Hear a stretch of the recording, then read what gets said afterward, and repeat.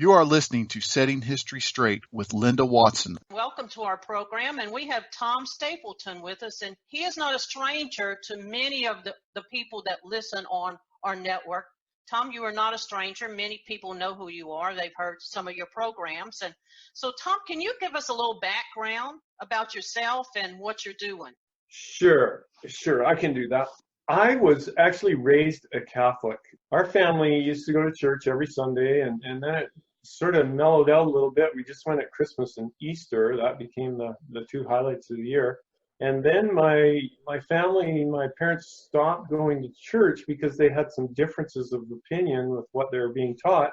And I didn't ask any questions. That was just fine with me. So I kind of left going to church when I was about 13, 14 years old. However, once I got into my later teens and early 20s, my brother, who I'd worked with, became very interested in searching the Bible and going to different churches. So when I was 25, I came into a realization that God's commandments were very, very important. And I started keeping the Sabbath. And really, that was the beginning of my journey of learning. And that's been about 35 years now. And Wow. What impressed me most was I got very into prophecy. It was very intriguing. You know how, even at the newsstands, everyone wants to know what's going to happen tomorrow. They're reading horoscopes and things like that. It's like there's an ingrained thing. It's almost like it's in our DNA. We want to know the future. And I became very intrigued with prophecy, and I've been a prophecy student for pretty much all those years. And boasting aside, it's got nothing to do with boasting, but I have been deep into trying to figure out some of these riddles in the prophecies for all those years. So, and I've just been having a lot of fun doing it and sharing some of the things that I've been learning. So yeah, that's kind of where I'm at. In about 1987, 88, I became aware of the Torah. After learning the Sabbath, it was a few years later when I started studying, and I realized, I think we should be keeping the feasts. We had a little Bible study that was pretty serious. One of the young ladies came in. We were all in our late 20s type of thing and early 30s. And she said, somebody told me we should be keeping the Passover. So I thought, well, you know what? I should be able to find that in the Bible if we're supposed to be keeping it. Within 3 weeks, I was convinced that we should be keeping the Passover. Now this is back in the 80s. When you start telling people you're keeping the Passover, they're really thinking that might have two heads or something. So it's been a while in this walk. Now the feasts for me are, I don't know how people live without it. It's just such a blessing. So that's kind of where I'm at right now. And I was at a fellowship last night, met a whole bunch of people I never met in my life before, of course. This is an awakening that's going on all over the world right now. It's this concept that God's law is still intact and he doesn't actually change. And he's calling us back to his ways to demonstrate to the world that his ways are really the only way that it can work. So I'm having a lot of fun sharing that with people and having a lot of fun meeting other people that are coming to the same conclusions. So that's where I'm at right now. So now you have a project that you've been working on. Can you tell the audience a little bit about your project? Yeah, this is it's kind of a little baby that I have going on that's growing. We have secured a piece of property in the mountains of British Columbia. And when I say the mountains, I mean we're out there, surrounded by what's called Crown land, that's government land, and it's all treed area. Our neighbors are the grizzly bears, the cougars, wolves, coyotes, and so on, and deer and elk and moose. And it's just a wonderful place. And we've got several cabins. There's about 14 cabins, dwellings on the property that we're fixing up. They're old. They were built nearly 50 years ago. And we're actually in the throes of developing a community. Now, this is an interesting community because the laws of the land in the community are based on the Torah. So everything that we do, the people that live there, we have 4 families and 5, actually one's part-time. We seek to live by God's laws, and it's just a wonderful thing. And we have people come, we have visitors, and they're tremendously blessed. So we're having a lot of fun doing this. And the Father is behind the whole thing because there's so many miracles that happen that enabled us to get this property. So yeah, this is what we're doing. And we hold the feast there. And so people come from all over. We've had people as far away as England and New Zealand and all over the States. So we have a great time there. And we're starting to run programs, and we're going to run all kinds of different programs there, anything from discipleship. We've had a discipleship camp there, teaching people how to live the way we've been called to live. And we want to run things like, if you can imagine, things like survival, outward, camping skills and food preparation and gardening, all things like that. So we're really moving. So I know that you mentioned teaching prophecy, and so is there some things that you would like to cover with us today, that things that you've been thinking about, that you've been studying, that everybody might gain from? Prophecy is an interesting thing because there's been a lot of people that have taken a stab at it. And of course, we know some of the stories behind that. People are setting dates and trying to get it right, and they've got it wrong most of the time. So a lot of people now have come to the place where they really don't have an interest in prophecy. And in fact, a lot of teachers, a lot of Bible teachers, they just avoid it. And it's really because people have been so turned off by it. But actually, the whole Bible from Genesis to Revelation is a book of prophecy. And yes, it is. Yeah, and once we understand that, is really prophecy is God's roadmap. It's his safety net, if you will, for his people so that they can navigate through the dangerous territories that we have to go through.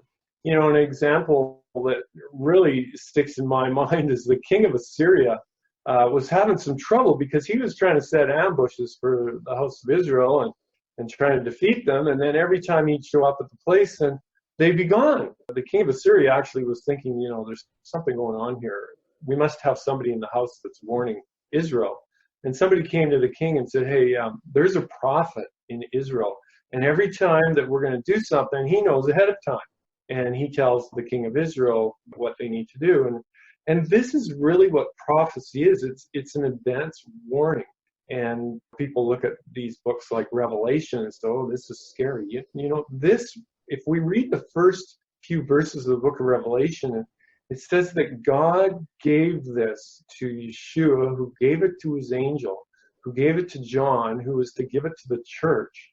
And it tells us, he says, there's a blessing in it. And we really need to take those words for what they say is this book of Revelation that we've been given. And I'm not just referring to the book of Revelation, but other books of prophecy that talk about the end of time. These are for our admonition, if you will, because these things are going to be fulfilled upon us. God has given them to us so that we can be forewarned.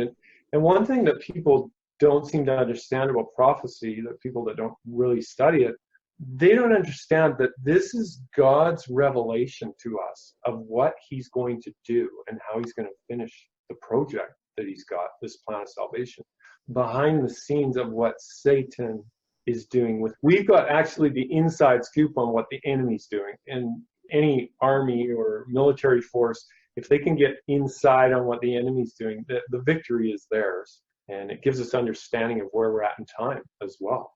It has escape plan built into it, doesn't it? Right, And exactly. Now, there's a verse, and I'm just going to read it here. I'm just going to flip to it.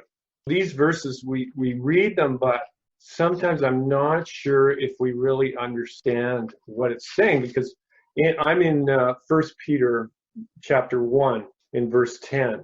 It says, of this salvation the prophets have inquired and searched diligently. Now we get this idea that the prophets just walked around and a sheet came down, they had a vision, and this is it, we're just going to write this down. But the prophets, actually, it says they inquired, first of all. Now inquiry, when you have an inquiry, that's a question. So we need to do the same thing. We need to question. When we read the word, we need to say, Father, what is in here that I need to understand? Why is this written down? That's number one. And then it says, and they searched diligently. How many of us are actually, and I know a lot of people are, I'm not saying everyone isn't, but how many people actually search the Bible diligently? What does that really mean?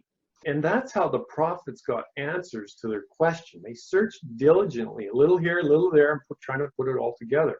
And it goes on to say in verse 10, who prophesied of the grace that would come to you. So they prophesied of the Messiah that was going to come, searching what or what manner of time the Spirit of Christ who was in them, indicating when he testified beforehand the sufferings of the Messiah and the glories that would follow.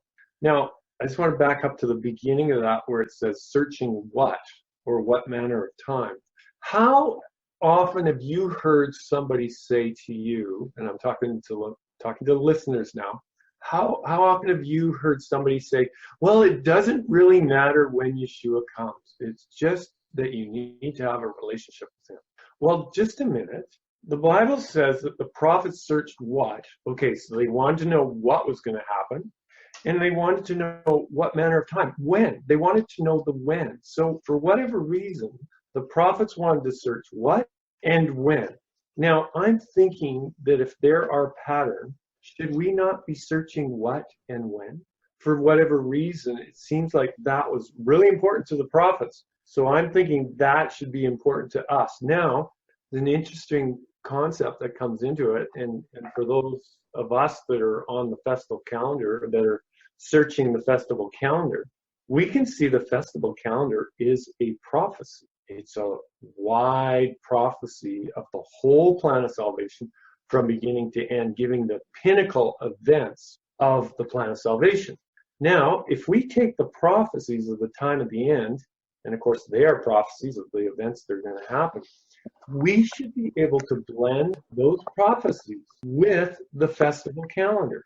And it gives those that are looking at this an insight as to the when in the prophecies. In the prophecies, you can see, okay, I know what happens at this event because this is the Day of Atonement, or this is the Passover.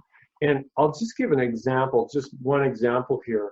Everyone knows about the 7 last plagues. Linda, you've heard of the 7 last plagues, I'm sure. Of course, yes, indeed. Okay. Well, people say, well, when is the 7 last plagues? Well, it's really quite easy. If you go into Revelation chapter 15, it talks about judgments. God's pouring out his judgment.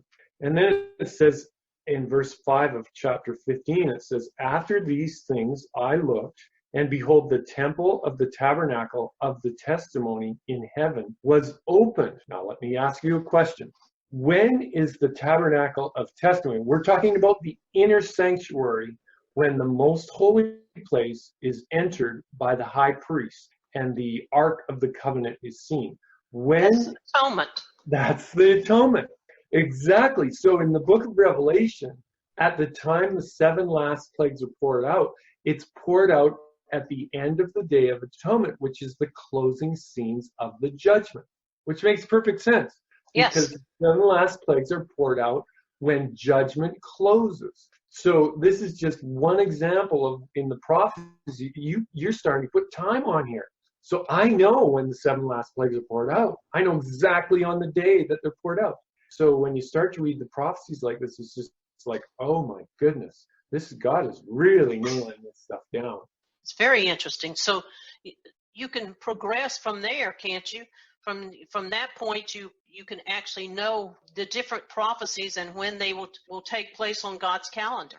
And so that's very interesting stuff. Yes. Exactly. Never thought about that. Yeah, it's fascinating because you can locate all of the feasts in the prophecies. They're all there. I mean, I can give you another example, and I'm sure there's lots of people that have figured this out. I'm not the only one because I talked to a number of people that have figured this out. In Revelation chapter 8, verse 1, when he opened the 7th seal, there was silence in heaven for about a half an hour. And I saw 7 angels who stood before God, and to them were given 7 trumpets. And another angel, having a golden censer, came and stood at the altar, and he was given much incense that he should offer it with the prayers of all the saints upon the golden altar that was before the throne. And the smoke of the incense with the prayers of the saints ascended before God from the angel's hand. And the angel took the censer, filled it with fire from the altar, and threw it to the earth. And there were noises, thunderings, and lightnings, and a great earthquake. Now, in the festival calendar, when did fire come down? that was the outpouring of the Holy Spirit when tongues of fire fell Oh, on them. yes, that's true. Yeah, and that fire came from the throne room, which is when the saints were praying. It even talks about when God's people were praying, and that's what they were doing in the upper room. They were praying for the gift, the special promise of the Father, and he returned fire down on their heads. And it's just like, wow, it comes alive when you start reading it like this. Yeah, so that's something that's really added a dimension in my understanding of to me it's a revelation when I start reading the Bible like this. It's how I know that this is a divine book. There is no way, because of some of these links in here, these people that wrote these books, they didn't even understand a lot of what they were reading. They were just instructed to write. Right, yes. And God says, just write it. Daniel, just write this down. This information is not for you. In fact, this information is going to be sealed until the time of the end. And so these Bible writers didn't even know some of the things they were writing, didn't understand them. And so they lived, a lot of these people never even knew each other. And then when we're here at the end of this age, our job is to put all these pieces of the puzzle together. And the story that we're seeing here is amazing, to the point where it tells us that this is a divinely inspired book, and these people actually had revelation from outside of this world. There's no way that anyone could put this book together. And when people say, the Bible's, just another book and it's a crutch for people and this kind of thing. Well, you know what? This world is a crutch for people that can't handle reality in the Bible. Yes, I agree with that. So, Tom, can we talk a little bit about the Father's escape plan? Some people think that they are going to sit at their house and wait for the angels to appear and pick them up like at the time of Lot. There's many concepts that people are laboring under. And I thought if you could take a few minutes and talk about preparation and is the person's role at the end time. It's always been our role that we were supposed to prepare. Is that correct? Because it tells you about the ant, and it says, look at the ant, because when winter comes, the ant's prepared. He prepares, he sees the winter coming. And so this time that we're talking about is like the winter, isn't it? In a sense. Well, it's amazing that you mention it that way. Yeshua's own words talk about that. He said, pray that your flight be not in the winter or on the Sabbath day. For at that time there will be great tribulation, such as there never was since there was a nation, nor even to this time. Now, a lot of people read that and they read it and they read it and they don't really see what he's saying. He's saying the tribulation is at the winter time. What he's saying is, if you're not praying that prayer, and I challenge people, I say, when was the last time you prayed that prayer? What he's actually saying, that if you don't pray that prayer, you're going to be caught. Where could you flee to if you had no place prepared? Where would you go in the middle of winter? How far could you get? One thing for sure from that verse, and many may argue what he's saying, but one thing is for sure. He said that every believer will take a flight at one point. Now, I like people to help me understand this. If I was going to leave in Canada somewhere that I had to go in a hurry in the middle of winter, how far could I get? Do you know where we are at the camp? There is 3.5 feet of snow there in the middle of winter. You are not going to get to that camp. Now throw in a time of travel such as there never was. People don't realize how bad a shape the world's going to be in. At this time, if people will just go back and read the book of Revelation and see the natural disasters and things that are going on in the world, it's not going to be business as usual. In fact, people will be starving. If they don't have gardens that they can grow their own food and they're away from the greater populations, they will starve. And the whole point of this, in God's perspective, is to bring people to the realization that they need him. Now, Satan's purpose in all of this is that he's going to force, if I'm reading the book right, he's going to force all, great and small, to receive a mark on their forehead or on their hand. and that they will not be able to buy or sell without it. So when there's no food, when there's no way to pay for what you have, in order for you to do that, you would have to receive some kind of mark of the system. And so he's going to corner people. Now, if we're going to avoid that, we have a couple options. There's a few theological ideas floating around there with what you're saying. The angels are going to come down and they're just going to rescue us out of this. Some people call it the rapture, and I'm not here to offend anyone's beliefs. It's some people think that there's going to be a rapture and everyone's, all the believers are just going to be raptured up, and then those that didn't quite believe strong enough, they're going to get a second chance in all of this. There's a lot of religions actually that have a form of rapture idea.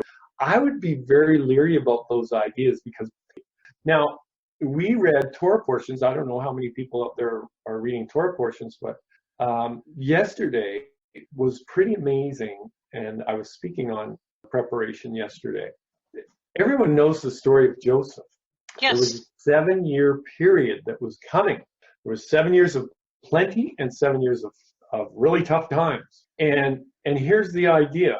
We can know pretty much how long this time of trouble is because it's revealed in the prophecies. In the book of Daniel, it tells us that there's going to be a times and a half, which is a 3.5-year period. There's also going to be a 1290. It's going to be a 1335-day period. Daniel chapter 8, in verse 17 and verse 19, it tells us, Gabriel says twice, instructed by Yeshua, to tell Daniel and help him to understand the vision. He says, Daniel, I'm making known to you what is going to be happening at the time of the end. That's our time. Yes. And he tells us that there's going to be a 2300-day period. So now we've got this thing building. So when we take all these prophecies, 3.5-year period actually is mentioned 7 times between the book of Daniel and the book of Revelation. 5 times in the book of Revelation, twice in the book of Daniel. Daniel chapter 7 and Daniel chapter 12. And in Revelation, in 5 times it's mentioned as 42 months, times and a half, and 1260 days. And that's an interesting thing all in itself. These are the same time periods, all revolving around a biblical calendar, which is most interesting as well. Yes. So if the times and a half, the 3.5-year period, is mentioned 7 times, to me, that means it's got to be perfectly important for us to understand. And I challenge people, I say, how many of you guys understand what the 3.5-year period is about, talking about in Daniel and Revelation?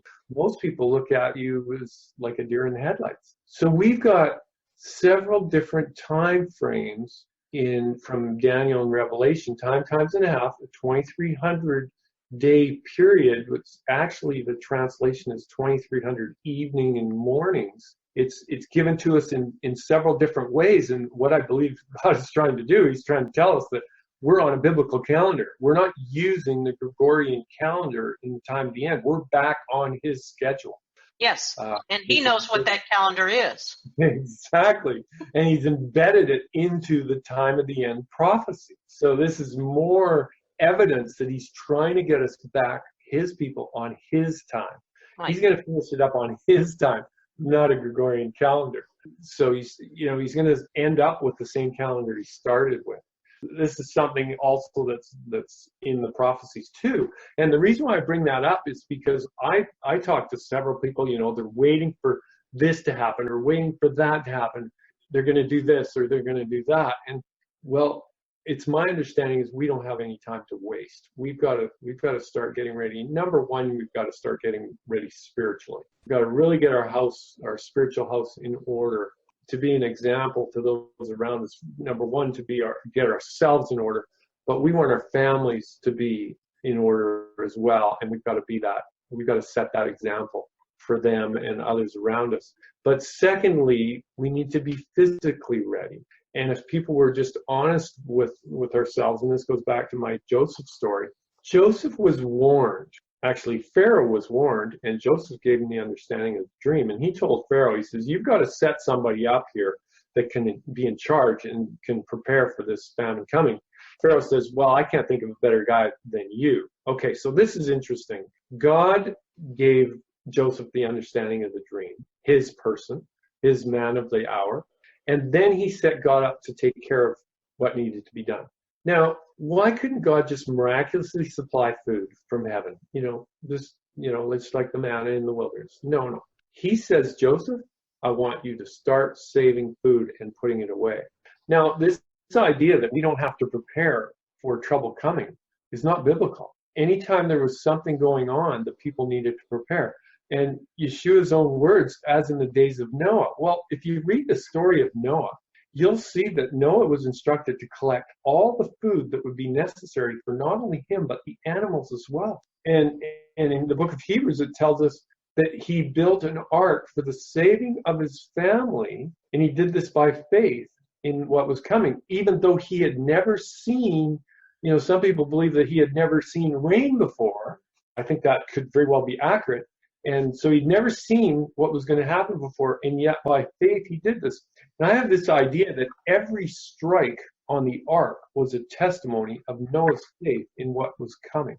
And I have found that with what we're doing, because we're preparing, we're building an ark for the saving of our family.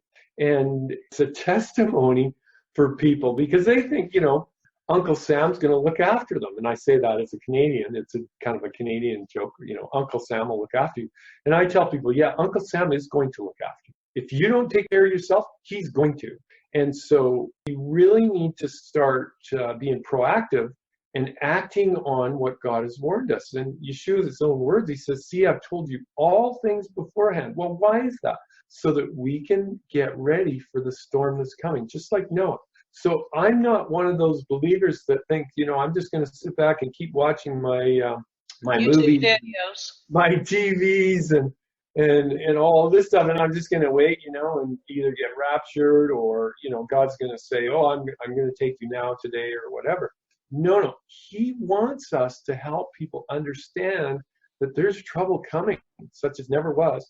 And our preparing will be just like Noah. It says he condemned the world by what he did. It's not as much as what he said, by what he did. By what he did, by building an ark, he was demonstrating that God was going to bring judgment upon this world, and he was preparing for it. It's a huge testimony, and I've felt that in my own life when I tell people what I'm doing. A great deal of people, even unbelievers, they say, well, why are you out there? And I said, well, I've kind of lost faith in society, and I'm not going to leave my life up to them anymore. I'm going to get out here, and we're growing stuff and getting away from the cities, because there's going to be some serious chaos in these cities. And when I talk to like that with people that are even non-believers, they say, wow, you know what? I see what you're doing, because even people that are not of any faith at all, they can see there is trouble on the horizon. It's like the Spirit of God is speaking to them, but they don't know what's going on. And that's where we can come in, is we can start explaining some of this stuff. It's all written down for us in the Word. So it's a huge opportunity for us to share. Now, the other thing that we're doing up there is our primary focus up there is not to run out and hide, and it's to be a light. So we have satellite internet, and we broadcast out of there. We have Sabbath services out of there, and we invite people. They can join us via the internet. So that's our number one focus is out there. It's not a hiding place. It's actually about saving others. And we're preparing a place that at some point, some people that haven't prepared, it's kind of like the 11th hour worker or the prodigal son that's been out and wasted all the father's inheritance. One day they're going to come home, and we're preparing a place for them as well. So it's more than just a hiding place for us. I think that's very interesting that you brought up the fact that you're preparing for others also, because isn't that the way that we're supposed to be as believers, looking out for our brother? And I think that's a very important concept, is it not? Well, I really believe that's, if the fathers are our example, if Yeshua is our example, he says he's not willing that any perish. And the parable about the older brother and the prodigal son, and I often think about this, it's hard work. What we do is hard work to prepare this place. There's no question about it. My body has felt the hard work that we've been doing. And I can understand in a little way when the older brother was so upset because he said, I've been working in the fields every day, Father. And the son comes home, the younger son comes home, and he hasn't done anything. He's wasted everything that you've given him. And he wouldn't even come in to the house to celebrate the son coming home. And this is going to be a living reality for a lot of people that have prepared. And when the younger son, the fella comes home, they're gonna recoil and they're gonna say, "You're not welcome here because you wasted every opportunity you had." But if I'm reading the book right, if we have the Father's heart, we are going to open the doors to people that have wasted every opportunity that they've ever had, because we have come to the place where we have the mind of Yeshua, right? That's really what's going on.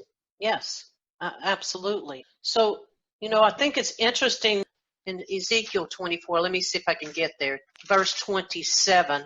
And I'll read 26. And he that escapes in that day shall come unto thee to cause thee to hear it with thy ears. And so he's talking about hearing the truth, right? Right. Because, and that in that day thy mouth shall be open to him which is escaped. So part of the role of people at the end time is not just to save their own necks. It's also the people that come to you that are escaping. It's to teach them. And it's telling you right here, in that day shall thy mouth be open to him which is escaped. And thou shalt speak and be no more dumb, because at this point it tells you in Ezekiel 3 that anybody who tries to talk to the people today, they don't want to listen. So you might as well just hold your tongue in your mouth, because you're talking to people that don't want to listen. But it says at this point, when they escape, they're going to be willing to listen. It says, no more dumb, thou shalt be a sign unto them. And that's what Scripture tells you, that we are as a people, because we're keeping his laws, we are a wonder and we are a sign. And it mentions that in several places. And they shall know that I am Yahweh. So I just think that's another piece of this. People finally see that they have sinned and that all of this destruction has come about because of their sins, right? Then they're going to be more willing to listen. And we've been prepared spiritually in the last few years to be able to understand Torah and to teach it to them. Yeah, exactly. And it's the Father's ways that he wants to be made known, because they're really the only way that we can have peace and happiness. People think of they're restrictive. It's like he has to let the world go as far as it's going to go, so that they will come to the end of the rope and they will reach out. And I think that's really what's going on. And it's not our job to change anyone's mind. We can't do that. We've just been asked to plant the seed and leave it with him to cultivate it. And then, in my mind, I'm just sharing what I've come to understand. And I don't carry that burden where I have to make sure everyone gets what I'm saying. That's not my job, is to share. And this what you're saying is God is preparing people to hear. And he's also preparing for those to be, speakers of his word. And he's preparing the ears so that people can hear. Those people that will not hear right now, and we all run into them, there's really nothing you can do. And I don't see too much scripture that indicates that we have to enforce ourselves on them. He's doing the work of opening the minds and putting the questions in people's hearts. And it's up to us, those that are hearing right now, to be able to stand in the gap and give the message at the right time. Right. And, Ezekiel talks a lot about this. And I thought we would also read and talk about Ezekiel 20. I think it's Ezekiel 20, where it talks about going into the wilderness. Ezekiel 20, verse 35, and I will bring you into the wilderness of the people, and there will I plead with you face to face. So that's really what he's saying to the people, right? He's saying to the people that have escaped, because there's a certain portion that's going to die. But the ones that have escaped, he said, I'm going to take you into the wilderness, and I'm going to talk to you face to face. In other words, I'm going to have people prepared to teach you my ways. I'm going to talk to you face to face means that he's going to teach you in the wilderness. And the wilderness has some strange things about it. It's kind of a quiet place, so you can actually, when you're around nature, you can see God. Is that not true? Oh boy, that is so true. It's amazing, the Egyptian experience, the Exodus, that is such a lesson for us that are going to have the greater Exodus at the time of the end. The Exodus story is actually a shadow of the greater Exodus. And even from just the deliverance from Egypt, even to the plagues, that's all in the book of Revelation again. We realize that the first few plagues, the first 3 plagues of the 10 plagues, were poured out on everyone. The last 7, don't think there's a coincidence, the last 7 were only poured out on the Egyptians. That's very interesting. That is very interesting. Yes, and we see this in the book of Revelation where there just happens to be, I think it's just a fluke, just happens to be 7 last plagues that are poured out onto the wicked, which we talked about a little bit earlier. So you can take the whole Exodus story actually and has an end time setting. It's a shadow. There is so many shadow pictures in the Word. And speaking about the wilderness in Revelation chapter 12, it says, and the woman, who is God's people, Israel, the woman was given 2 wings of a great eagle, that she might fly into the wilderness to her place, where she is nourished for a time, times, and a half a time from the presence of the serpent. So the serpent spewed out water from his mouth like a flood after the woman, that he might cause her to be carried away by the flood. This is just, these verses are so packed. Okay, number 1 is just what you were saying, is God is going to call his people into the wilderness. And I have found, I've been living in the wilderness, so to speak, for about 1.5 years, and there's no greater place to see God's handiwork than in the wilderness. It's absolutely amazing. The beauties and the smells, just walking through the pines and things like this. It's just, you get in touch with him. There's something about the wilderness that is so very different than concrete jungles. It seems that you're more in touch in nature with our Creator than you are in the concrete jungles. But it seems like during the last few moments in times and a half here, it's mentioned that the woman will be in the wilderness and he will teach that woman. Somehow I think that the woman is going to be a great instrument in his hands to help share his message with people that are coming out, like you're talking about, people coming out of Egypt, so to speak. This will be their work. Well, they'll wake up like the 10 virgins, right? Exactly. And I keep talking about midnight because Ezekiel 12 talks about you'll go out. It talks about, remember, Ezekiel was told that you go take your stuff and you leave and go out at midnight. Remember that in that chapter 12 and in Ezekiel. And then you have the women wake up at midnight. The 10 virgins wake up at midnight. There's something very significant, and we already mentioned some other verses about midnight, something very significant about people finally coming out of their stupor and waking up. Right. And the Exodus, I think that's very interesting because people have not read Jeremiah 16. That whole chapter in Jeremiah 16 is about the second Exodus. Is that not true? Oh, it's in a lot of different places. But yeah, Jeremiah calls, the call out of Babylon, and I believe it's chapter 51. Mm-hmm. Right. There's many verses, but you can see that it's the second Exodus coming. And I think it's interesting that you made the connection that the last 7 plagues is what Egypt goes through. I think that's a very important concept that people need to get. I thought I would just read a little bit of Jeremiah. And I think Jeremiah 16, verse 14, therefore behold, the days shall come, said the Lord, that it shall be no more said, the Lord liveth, that brought the children of Israel out of the land of Egypt. But the Lord liveth, that brought out the children of Israel out of the land of the north, from all the lands where he has driven them, and he will bring them again into the land that I will give unto their fathers. So in other words, when all of this falls out, people are not going to say, well, tell us about the Exodus and coming out of Egypt. They're going to say, man, you lived at the end time. Tell us about what happened there. What was that Exodus like? And so that's what it's actually talking about here, because he's going to pull people back to their homeland, right? Eventually, that's their homeland. So it's interesting. It's a very interesting concept that there is a second Exodus. Yeah, for sure. And the promise really was unpacked to Abraham, the covenant that Abraham was given. And of course, we see the son of promise there, the sacrifice of his son, that being very prophetic. I find it interesting that Abraham had to go 3 days' journey. He ended up on Mount Moriah, which 1,000 years later, David shows up on Mount Moriah, purchases the land. He says, this is where the temple is going to be, because fire came down on a sacrifice. This was the very spot of the temple. And it was a shadow of the coming of the Messiah, the Lamb of God, that would die on the land.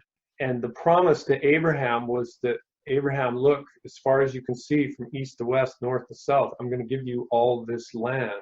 And God is going to actually fulfill that upon us, upon that last generation. All those promises are coming down upon those people that accept his ways. And I don't know about you, and I'm quite sure about you, but I just so want to be there and want to be a part of that group of people that are going to experience all these promises that are going to come down at one time, kind of like a funnel, all coming together at once. This is really exciting times that we're living in. It's an amazing story. So we are really at the end of our time, but if you have any last words. Okay. Now you tell me how many minutes we have. At least I have at least 5, or I could Okay. go. Oh, no. Okay, we'll try and make this Because I short. can always cut, so don't worry. Yeah.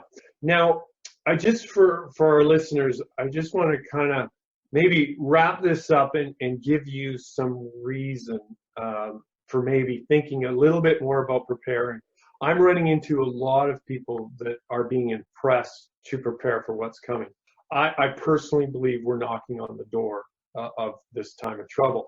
It's more important for me to know when the time of trouble's coming than when the actual second coming is going to come, because we've got to get through the time of trouble. It's kind of like being dragged through a knothole backwards. It's not going to be real comfortable. So we want to try and prepare as best we can. We've been warned about it's coming. I believe that's God's is really his telling us that you need to get ready for this, because it's not going to be fun. In Matthew 24, Mark 13, and Luke 21, Yeshua has some interesting words to tell us about the time of the end. Number one, when the disciples said, when will these things be, and when will be the sign when these things are about to take place? Very interesting, about to take place. They didn't want to know exactly when his second coming is. They wanted to know the events that led up to it, because that would help them a lot to know that they were there. And that should be our question. When are these things about to take place? Very interesting. The very first thing he said was, beware lest anyone deceive you. So the very most important thing at the time of the end is deception. Deception will be rampant everywhere. Not only that, and it's a little tough one for some people, but it's what he said. He said, many will come in my name saying, I am he, and the time has drawn near. Well, what time has drawn near? The time of the second coming. So a lot of people read that and they say, well, he's talking about people claiming to be the Messiah. No, he's not.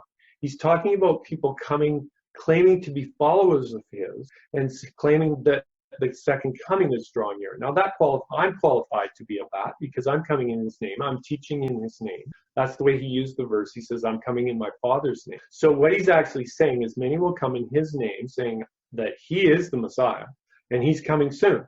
Now, a lot of people, a lot of messianic type believers, will look at that and they say, well, they're talking about all these people that are preaching in the name of Jesus and they're not keeping God's ways and they're teaching against his law and this sort of thing. But that's not what he said. He said many will come in his name. And I challenge people, what name do you suppose he was referring to? That's right. He would have had to been referring to the name of Yeshua, because that was his name. So at the time of the end, he's telling his followers, just because somebody's preaching and teaching in the name of Yeshua, that's what he said. And people that I know that are teaching in the name of Yeshua are generally teaching Torah. Oh my goodness. What he's trying to tell us is, don't be a follower of any man. We need to follow the word. We need to be Bible students for ourselves and know what he said.